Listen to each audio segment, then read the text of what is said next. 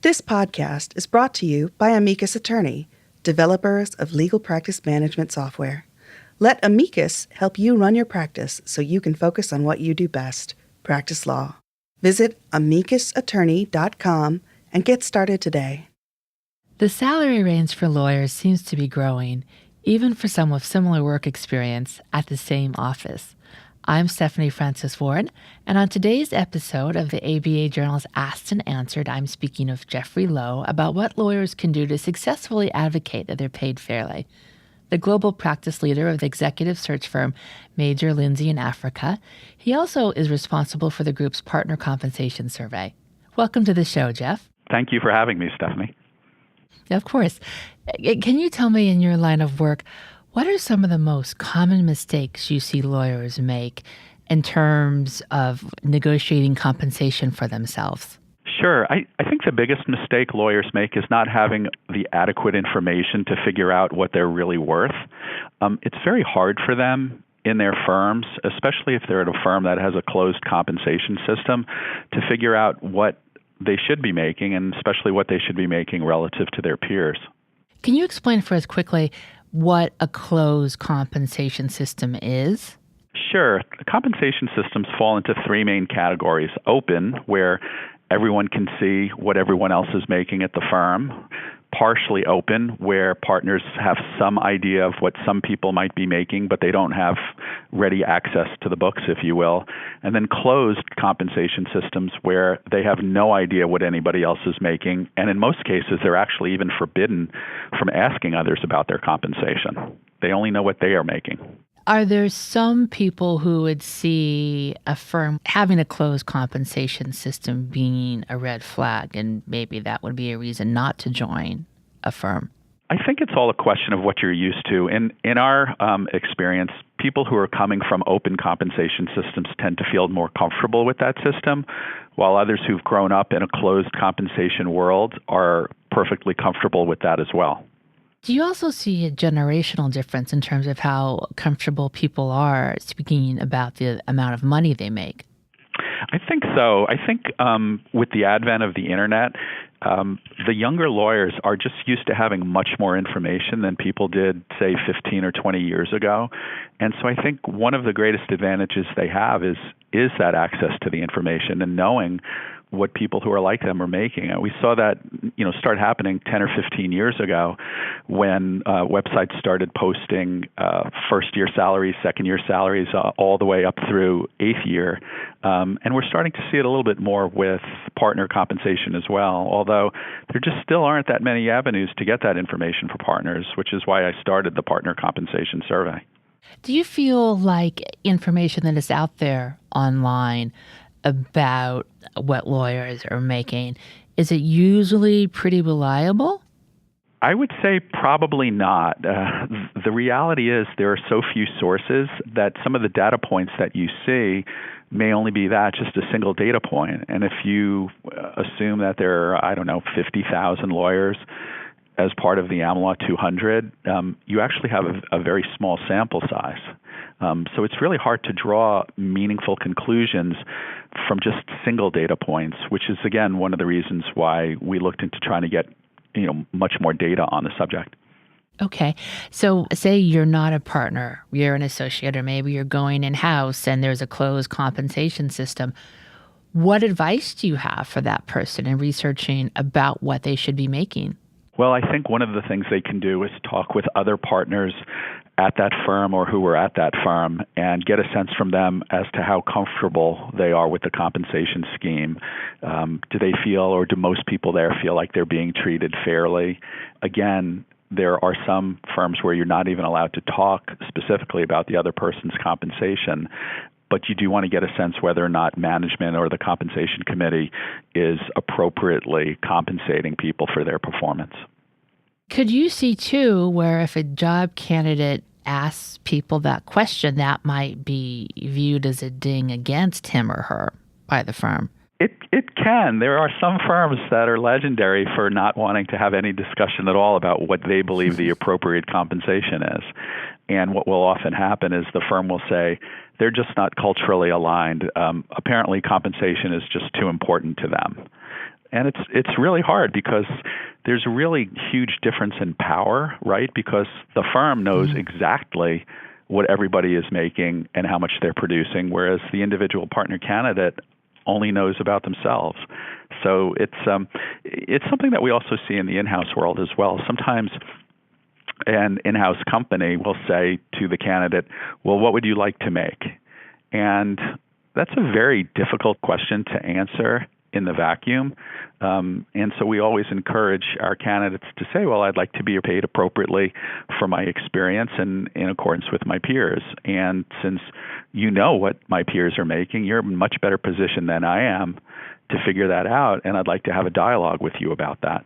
I have heard recently that the law firms are paying substantially less for lateral associates. Have you found that as well? And do you think that might be true for the lateral partners? No, I don't think that is true. I think, since so many of the firms are basically in a lockstep system for their associates, we've seen it be pretty constant across the country. And for partners, it's not so much that they're paying less for it. It's just getting over the gate to actually get hired is harder than it's ever been before. Going back again 15 or 20 years ago, and really the main differentiator was the beginning of the recession in 2008. That's when things really changed drastically. And so it's much, much harder for firms to make that decision. It used to be more of a practice group decision. They'd be able to choose whether or not they wanted to bring someone in, and now it really goes to the whole firm and the executive committee to decide whether or not they want to bring that person in. That's interesting. It also seems to me that within the firm, even with equity partners, there's sometimes a really big difference in what someone makes. Like one partner might be making $750 and the other one is making $2 million, a few doors down. If you're the partner making $750, is there any hope for you to successfully bring yourself up? Well, maybe not to $2 million, but maybe $1 million or $1.5. I mean, if we've learned anything from all the research that we've done since 2010, it's that in the vast majority of cases, your compensation is going to be tied to your originations unless you happen to be in a lockstep firm.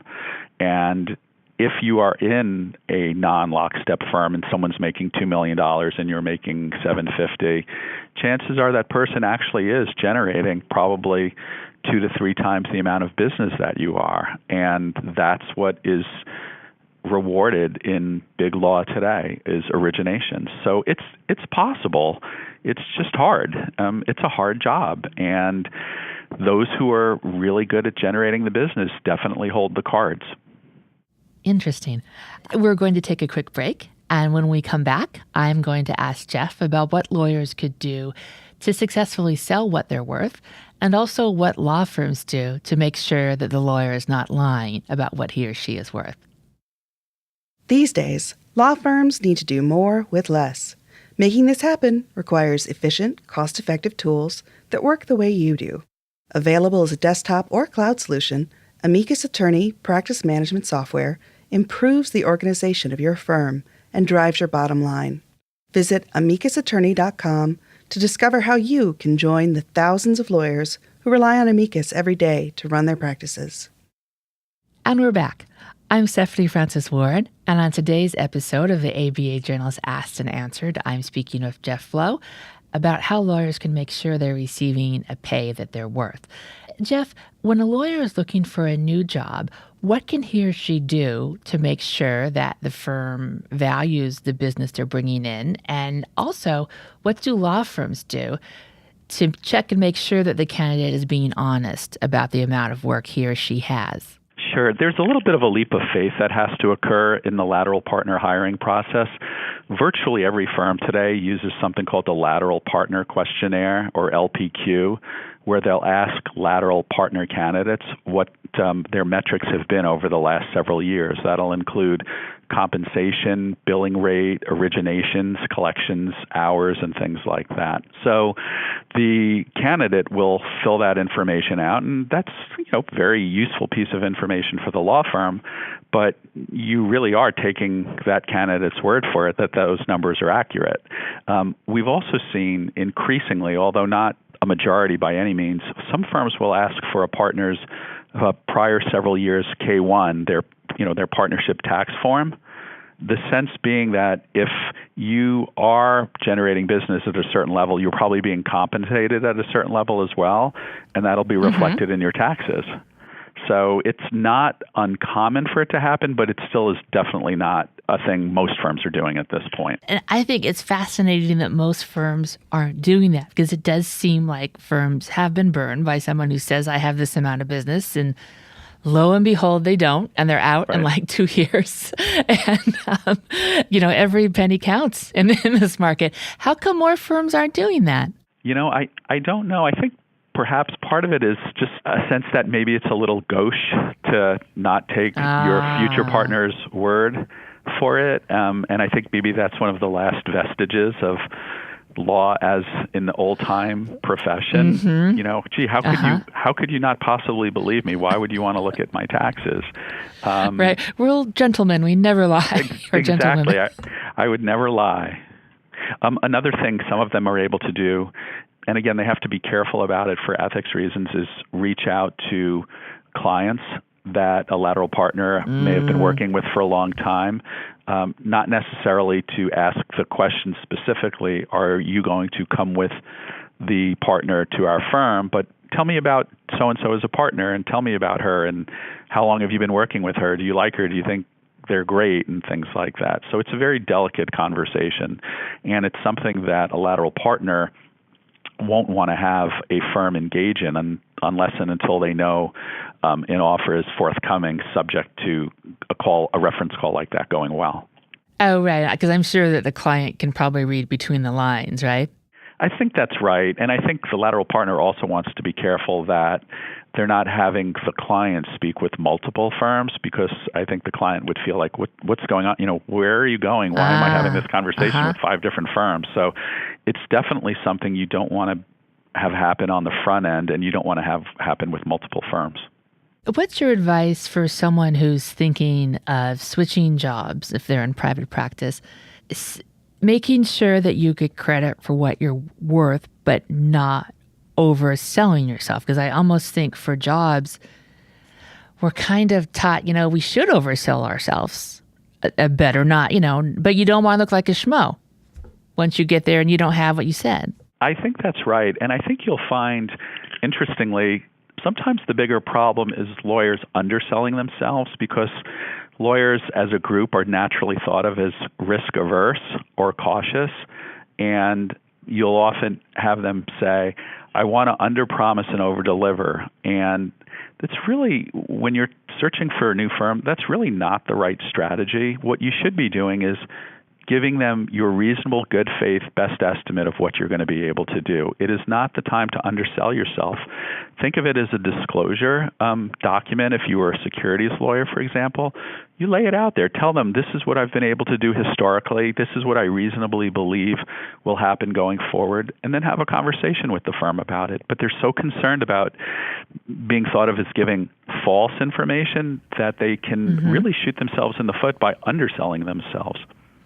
I've seen over the years, it seems like there's a sense that women tend to undersell themselves a bit more, perhaps just because we're raised or society. Do you think, is that true? Do you think? Do you see women underselling themselves more than men for the candidates? I haven't personally, but I certainly hear that frequently. And I know that it's definitely a concern out there, and something that the women I work with are very sensitive about. And it's certainly something that I discuss with the female lateral partners as we start the process.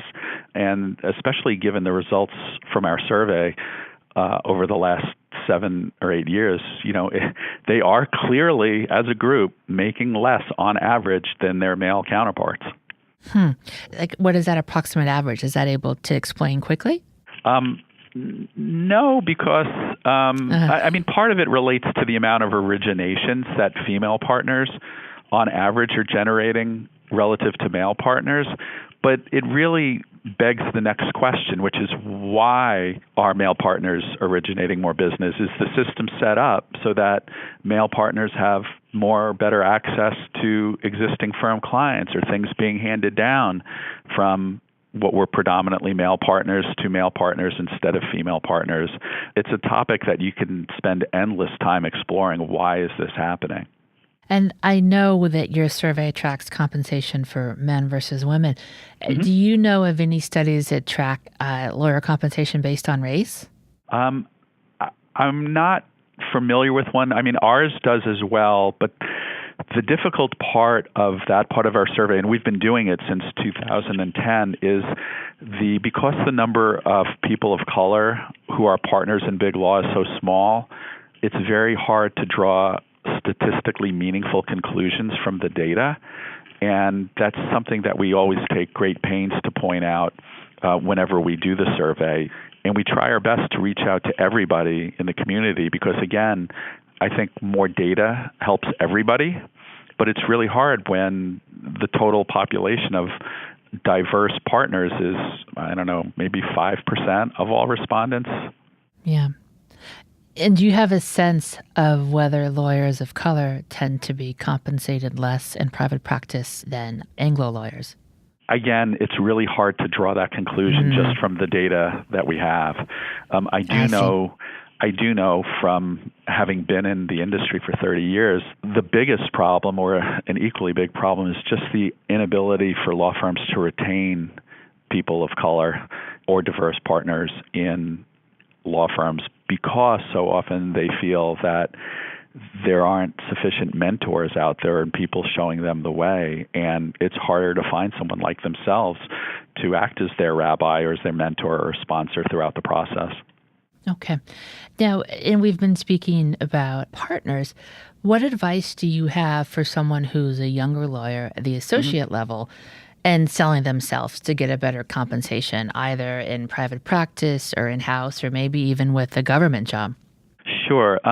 With respect to government jobs or even at law firms, again, because so often the position that they're filling has a designated compensation level, it's hard to find meaningful differences between firms or at the government positions, certainly relative to the kind of differences that you see when you are a partner. What I would tell younger lawyers is keep your eye on the big prize. It's not whether or not you're going to make $5,000 more this year than someone else who's also a fifth-year associate, but are you positioning yourself to be successful, be elevated to partner, hopefully be elevated to equity partner at some point, and be making many multiples as a partner as what you are as an associate? Are you at a platform that is thriving? Are you in a specialty that is going to be valued in the years ahead?